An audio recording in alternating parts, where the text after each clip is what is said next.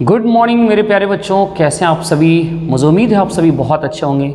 आप सभी की पढ़ाई निश्चित ही बहुत अच्छे से चल रहा होगा। प्यारे बच्चों, चलिए मेरे साथ जुड़िए और 50 मोस्ट इंपॉर्टेंट जीके के प्रश्नों का अभ्यास करिए। पहला क्वेश्चन बच्चों आप सभी के स्क्रीन पर दिखाई पड़ रहा होगा। इस क्वेश्चन को आप सभी पढ़िए और मेरे साथ आप सभी जरूर बनाने की कोशिश करिए। क्वेश्चन कहता है, निम्नलिखित में से किस प्रकार का वृक्षारोपण रेगिस्तान मिट्टी के कटाव को रोकने में मदद करता है। तो बच्चों याद रखिएगा, मिट्टी के कटाव को रेगिस्तान में रोकने में जो मदद करता है वो कौन सा करता है, तो उसे रोकने में मदद करता है शेल्टर बेल्ट। क्या नाम है बच्चों? Shelter belt, right. अगला क्वेश्चन बच्चों कह रहा है, पुरानी जलोढ़ मिट्टी को किस नाम से जाना जाता है। पुरानी जलोढ़ मिट्टी को बांगर के नाम से जानते हैं, जबकि नई को खादर, नई को खादर के नाम से और पुरानी को बांगर के नाम से जानते हैं बच्चों, याद रखिएगा। अगला क्वेश्चन आपके स्क्रीन पर दिख रहा होगा बच्चों, निम्नलिखित में से किस प्रकार की मिट्टी में कैल्शियम कार्बोनेट, मैग्नीशियम, पोटास और चूना जैसे मृदा पोषक तत्व प्रचुर मात्रा में पाए जाते हैं। तो बच्चों आपको याद रखना वो कौन सी मिट्टी है, तो वो है काली मिट्टी। काली मिट्टी में ये सभी तत्व मुख्य रूप से पाए जाते हैं। तो इस सभी को आपको याद रखना है, क्या क्या? कैल्शियम कार्बोनेट, मैग्नीशियम, पोटास और चूना, है ना, ये सभी पोषक तत्व उसमें पाए जाते हैं। अगला क्वेश्चन बच्चों स्क्रीन पर दिख रहा होगा, चौथा, किस प्रकार की मिट्टी में कपास का उत्पादन सबसे अच्छा होता है। तो याद रखिएगा, कपास सबसे ज़्यादा जो उत्पादन होता है वो काली मिट्टी में। कौन सी मिट्टी में? काली मिट्टी में। अगला क्वेश्चन बच्चों पांचवा क्या कह रहा है, डैश मिट्टी को रेगुर भी कहा जाता है। तो याद रखेंगे, काली मिट्टी को रेगुर मिट्टी के नाम से भी जाना जाता है, राइट बच्चों। अगला क्वेश्चन है, भारत में गन्ने का सर्वाधिक उत्पादक राज्य। भारत में गन्ने का सर्वाधिक उत्पादक राज्य जो है बच्चों वो कौन सा है? वो है उत्तर प्रदेश। कौन सा बच्चों? उत्तर प्रदेश। अगला है, भारत के कितने प्रतिशत लोग कृषि पर आश्रित हैं। तो याद रखिएगा 65% लोग कृषि पर आश्रित हैं।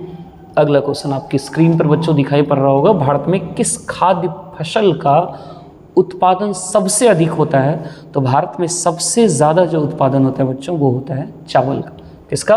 चावल का, सही है। अगला क्वेश्चन बच्चों आपके स्क्रीन पर, झूम। ये झूम है क्या?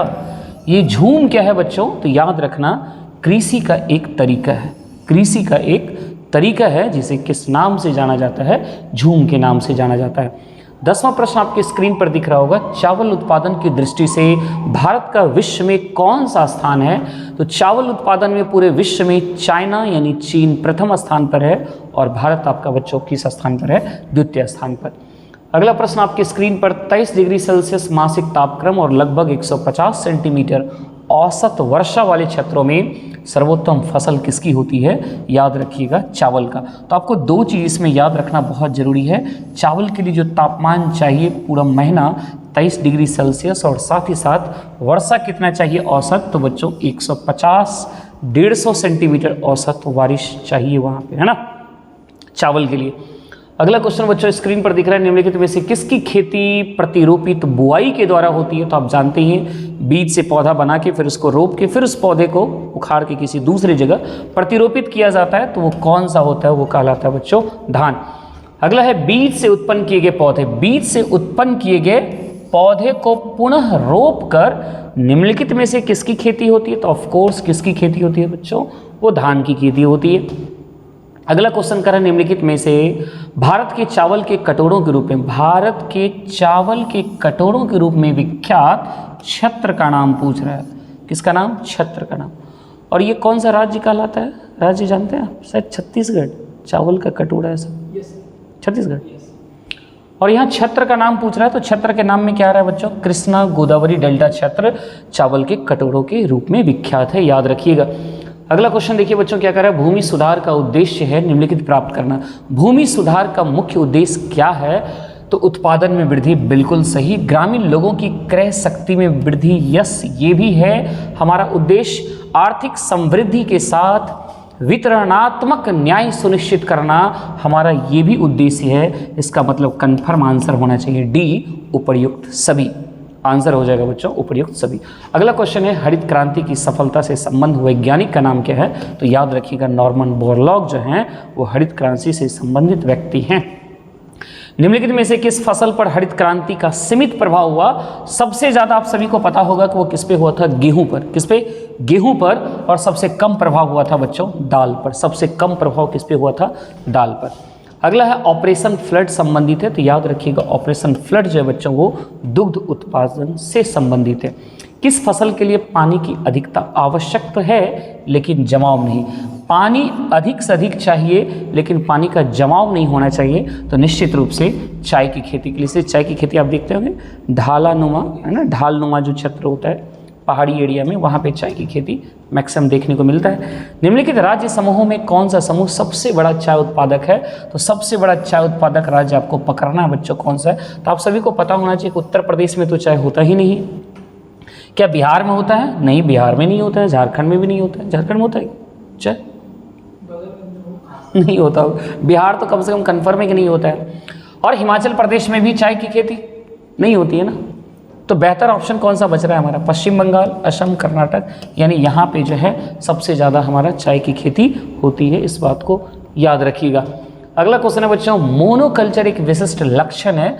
मोनोकल्चर एक विशिष्ट लक्षण है व्यापारिक अनाज की कृषि का। किसका बच्चों? व्यापारिक अनाज की कृषि का एक लक्षण है मोनोकल्चर। अगला क्वेश्चन आपकी स्क्रीन पर इतिहास के प्रश्न दिखाई पड़ रहे हैं। जब बाबर ने पहली बार भारत पर आक्रमण किया था तो उस समय दिल्ली सल्तनत के तख्त पर कौन विराजमान था?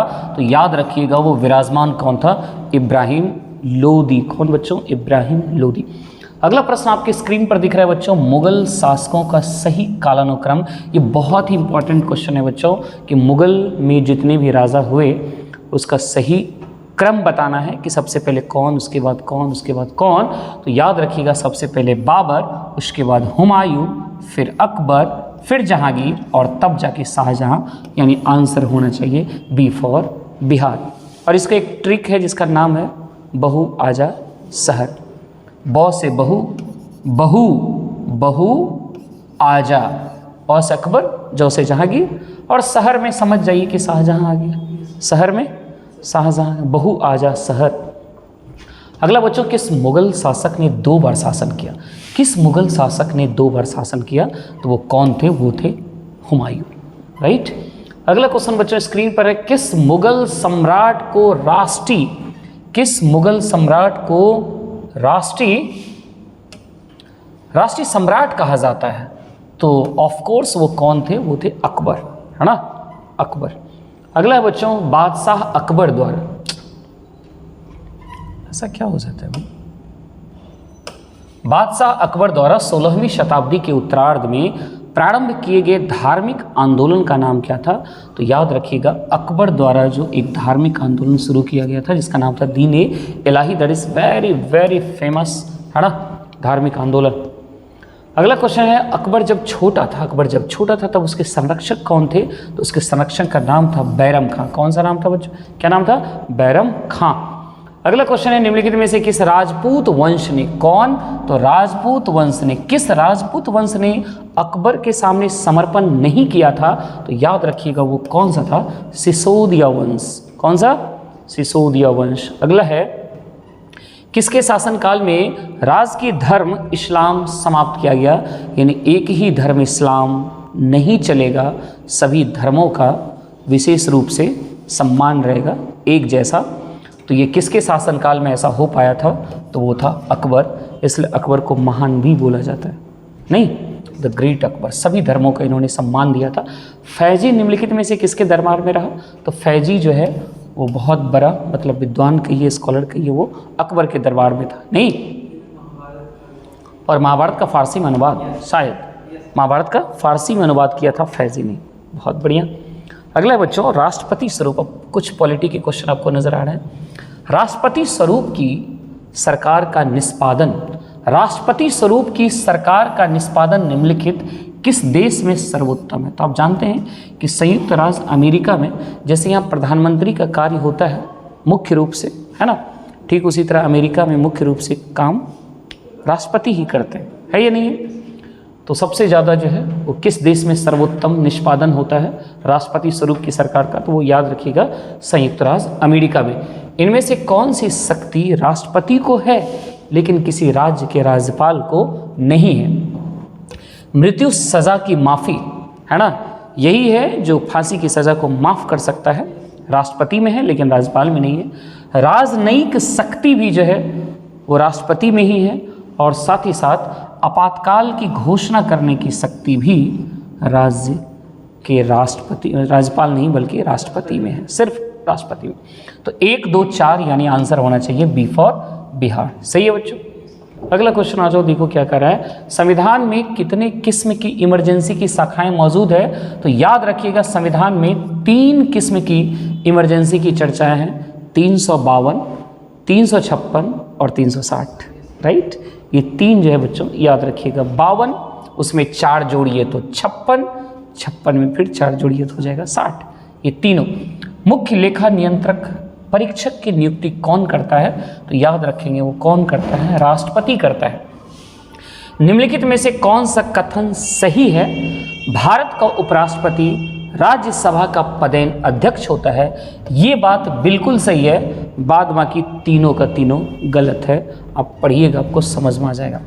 भारतीय संविधान के डैश के अनुसार यानी किस अनुच्छेद के अनुसार कोई भी व्यक्ति उपराष्ट्रपति के रूप में चुनाव के लिए पात्र नहीं होगा जब तक वह भारत का नागरिक ना हो, 35 वर्ष की आयु पूरी ना कर चुका हो और राज्य परिषद के सदस्य के रूप में चुने जाने के लिए योग्यता ना रखता हो। तो बच्चों आपको इस बात की जानकारी होनी चाहिए कि यदि किसी भी व्यक्ति को उपराष्ट्रपति बनना हो तो उसके लिए क्या क्या योग्यता होनी चाहिए। तो सबसे पहले भारत का नागरिक होना जरूरी है, साथ ही साथ उसकी उम्र 35 वर्ष होना जरूरी है और राज्य परिषद के सदस्य के रूप में चुने जाने की योग्यता रखता हो। और ये तीनों योग्यता जब तक, मतलब वो दूसरी सेंटेंस है, मतलब ये योग्यता उसके पास होगा, राज्य परिषद के सदस्य के रूप में चुने जाने के लिए योग्यता है उसके पास, तभी तो उपराष्ट्रपति चुना जाएगा। और ये किस अनुच्छेद में वर्णन है? अनुच्छेद 66, है ना। वो लिखा है ना, पात्र नहीं होगा जब तक ये नहीं रखता है, मतलब वो होना चाहिए उसके पास। अगला है बच्चों, भारत के प्रथम मुस्लिम राष्ट्रपति कौन थे? तो याद रखिए भारत के प्रथम मुस्लिम राष्ट्रपति डॉक्टर जाकिर हुसैन थे, है ना। अगला है, भारत में इनमें से किसे पदच्युत करने के लिए महाभियोग की प्रक्रिया लागू नहीं होती है? महाभियोग जिसे इंग्लिश में इम्पीचमेंट आप कहते हैं, भारत के राष्ट्रपति को पदच्युत करना है यानी पद से हटाना हो तो वहाँ भी महाभियोग लगता है बच्चों। प्रधानमंत्री में महाभियोग नहीं लगता है, आपको पता होना चाहिए। भारत के मुख्य न्यायाधीश में भी महाभियोग की प्रक्रिया से ही उसे हटा सकते हैं और उच्चतम न्यायालय के न्यायाधीश को भी आप महाभियोग से ही हटा सकते हैं। तो कन्फर्म आंसर कौन सा जा रहा है? बिहार, यानी प्रधानमंत्री पे महाभियोग की प्रक्रिया लागू नहीं होती है। अगला है, मंत्री परिषद सामूहिक रूप से किसके प्रति जवाबदेही होता है? तो याद रखेंगे लोकसभा के प्रति, है ना। अगला क्वेश्चन है बच्चों, निम्नलिखित में से कौन सा राजनीतिज्ञ कभी भी लोकसभा में सदन का नेता नहीं रहा, यानी लोकसभा का सदस्य कभी वो नहीं रहा? याद रखेंगे बहुत ही महानतम व्यक्तित्व के धनी डॉक्टर मनमोहन सिंह, वो लोकसभा के नहीं, वो जब भी प्रधानमंत्री बने थे तो राज्यसभा के सदस्य बन के आए थे, है ना। चलिए अगला क्वेश्चन है बच्चों, जिस पदार्थ में, साइंस के क्वेश्चन दिख रहे हैं, जिस पदार्थ में बड़ी संख्या में मुक्त इलेक्ट्रॉन होते हैं और कम प्रतिरोध दर्शाता है तो निश्चित रूप से उसे चालक ही तो कहते हैं। उसे क्या कहते हैं? चालक करते हैं। मुक्त रूप से इलेक्ट्रॉन है और प्रतिरोध क्या होगा? वो कम से कम करेगा तो निश्चित रूप से वो क्या हो जाएगा? वो चालक हो जाएगा, कंडक्टर, है ना। सर्वाधिक विद्युत चालकता वाला तत्व कौन सा है? सर्वाधिक विद्युत चालकता वाला तत्व है बच्चों, याद रखना, चांदी। कौन सा? चांदी। अगला क्वेश्चन आपके स्क्रीन पर, ये कथन और कारण से संबंधित बच्चों में पढ़ा करता हूँ जिससे तुम पढ़ पाओ। त्वरित चालकों को बनाने में लोहे की छड़ों की अपेक्षा तांबे की छड़ों को वरीयता दी जाती है। इस बात को आपको हमेशा याद रखना है क्योंकि ये बात बिल्कुल सही है। त्वरित चालकों को बनाने में लोहे की छड़ों के अपेक्षा तांबे की छड़ें ज़्यादा उपयुक्त मानी जाती है। क्यों भाई? कारण पढ़ो। लोहे की तुलना में तांबा विद्युत का अधिक सुचालक है। लोहे की तुलना में तांबा विद्युत का अधिक सुचालक है। साथ ही साथ वायुमंडलीय परिस्थितियों में सरलता से वो ऑक्सीकृत नहीं होता है। सरलता से ऑक्सीकृत नहीं होता है, जिस वजह से ही त्वरित चालक बनाने में हम अक्सर तांबे की छड़ों का यूज़ करते हैं। तो बच्चों ए भी सही है और ए का कन्फर्म परफेक्ट रीज़न जो है वो आर में दिया हुआ है। इसका मतलब ए तथा आर दोनों सही है और तथा ए की आर सही व्याख्या है, बिल्कुल सही है। ए नंबर आंसर जाना चाहिए। अगला है अति चालकता का लक्षण। अति चालकता का जो लक्षण होता है बच्चों वो याद रखिएगा, अति चालकता जो होता है वो शून्य पारगम्यता होती है। क्या होती है उसमें? शून्य पारगम्यता होती है। निम्नलिखित में से कौन सा अर्धचालक है? तो याद रखेंगे अर्धचालक में कौन कौन होता है बच्चों? वो जर्मेनियम होता है। कौन होता है? जर्मेनियम जो है वो अर्ध, सिलिकॉन भी ना, सिलिकॉन भी ना, सिलिकॉन और जर्मेनियम ये दोनों क्या होता है? अर्धचालक होते हैं, याद रखेंगे सिलिकॉन और जर्मेनियम। निम्नलिखित कौन अर्धचालक है? तो निश्चित रूप से यहाँ देखिए सिलिकॉन भी आ गया, सिलिकॉन भी अर्धचालक है और जर्मेनियम भी है ना बच्चों, ये दोनों याद रखेंगे। अगला क्या है? ट्रांजिस्टर बनाने के लिए सर्वाधिक प्रयुक्त पदार्थ क्या है?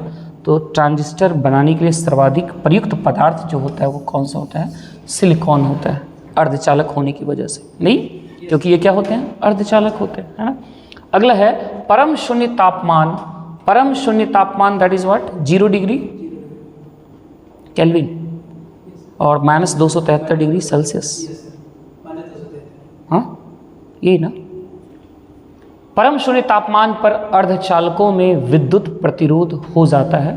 याद रखेंगे परम शून्य तापमान पर, किस तापमान पर बच्चों? परम शून्य तापमान पर अर्धचालकों में विद्युत प्रतिरोध जो होता है वो बिल्कुल क्या होता है? अनंत हो जाता है। क्या हो जाता है? बिल्कुल अनंत, बहुत हाई। अनंत मतलब समझ लीजिए मैक्सिमम, मैक्सिमम लिमिट। इन्फिनाइट मतलब मैक्सिमम, जितनी कल्पना कर सकते हैं आप, बड़ा से बड़ा। गर्म करने पर एक अर्धचालक का प्रतिरोध क्या होगा? तो सीधी सी बात है, जब आप उसको ठंडा ले गए तो उसका क्या हुआ था? प्रतिरोध, उसका प्रतिरोध बढ़ता जाता था। तो जस्ट उल्टा, जब गर्म करेंगे तो उसका प्रतिरोध अर्धचालक का क्या होता जाएगा? घटता जाएगा। यश बच्चों।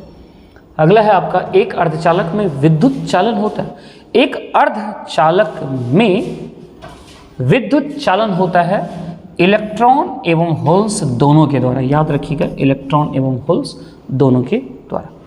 तो बच्चों ये थे आप सभी के आज के 50 मोस्ट इंपॉर्टेंट प्रश्न। मुझे उम्मीद है, आशा है कि आप मेरे साथ जुड़कर 50 प्रश्नों का अभ्यास किए होंगे और अच्छे बच्चे जो होंगे वो सभी 50 प्रश्नों को मेरे साथ टिक कर रहे होंगे, देख रहे होंगे कि हमारा कितना स्कोर होता है। तो आप भी ऐसा ही किया करिए और जो लास्ट में गलत हो जाए उसे आप याद भी कर लीजिए। इस तरह से लगातार अभ्यास करते रहिए। बच्चों आज का वीडियो आपको कैसा लगा? पसंद आया तो ज़रूर लाइक करिएगा और यदि मेरे चैनल पर पहली बार आप आए हैं तो सब्सक्राइब करना नहीं भूलिएगा। Thank you so much.